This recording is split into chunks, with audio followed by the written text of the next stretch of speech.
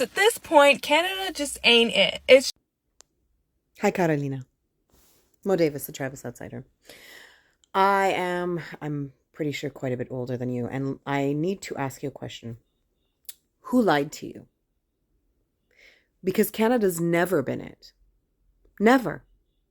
First off, look how we treat Indigenous people. First and foremost, look at the history of residential schools. Look at the history of the RCMP.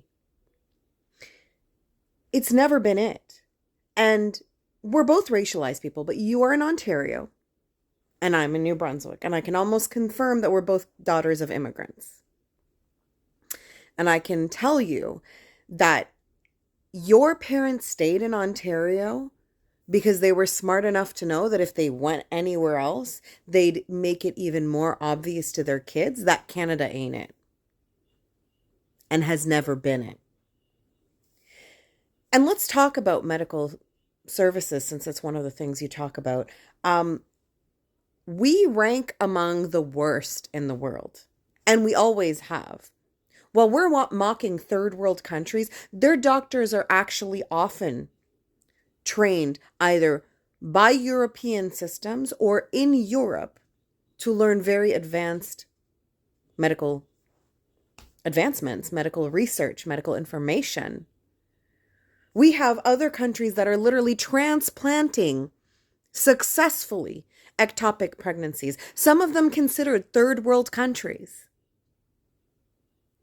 And yet here, we still don't want to tell women that they have endometriosis. We still send them for mental health care, which is unavailable. When a woman says, I am experiencing an absurd amount of pain and suffering. In terms of systemic racism, let's talk about our only recourse if something were to go wrong, which is the Human Rights Commission. And the fact that their track record of actually holding people accountable and going in the favor of plaintiffs who are racialized is extremely low. And even when those who are racialized manage to, be awarded in these cases, their awards are still much lower than their Caucasian or YT counterparts. Let's talk about the fact that the only people who had access to fixed income and stability were often in unions. Unions that were designed exclusively to benefit YT men and are still as such today. Let's talk about the fact that there's generally no real proper infrastructure for towns and cities to grow. No proper public transportation in most of Canada, with the exception, I think, 2 cities. Let's talk about the fact that every province is literally owned pretty much by one family. Who lied to you and told you Canada was it?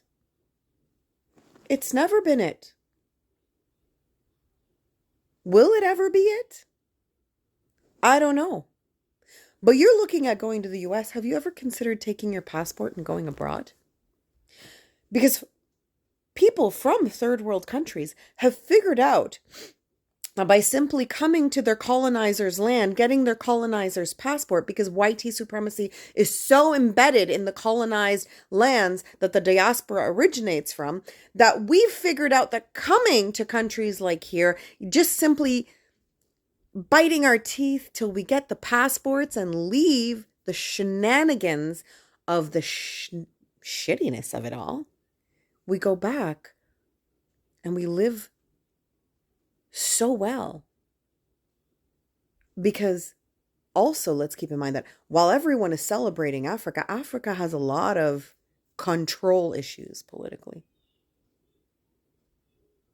I'm talking secret police stuff where they literally spy on their own citizens for fun to find a crime to obliterate. Call it boredom, call it YT supremacy, or Arab supremacy, depending on where in the world you are in these third world countries. We need to stop thinking inside the box. We need to start thinking outside the box. We need to start looking at the way things are. And unfortunately, if you're going to look out for yourself, which you should, and go to a place where you're going to have a better life, the States ain't it, sweetie. I have a lot of friends in the States. It ain't it. Unless if you're like in the upper 1%, maybe the upper 10%. What they do have is community, and you might be able to fit in some of the communities there. People like myself do not. So yeah, Canada's never been it. Ever. Let's stop that narrative.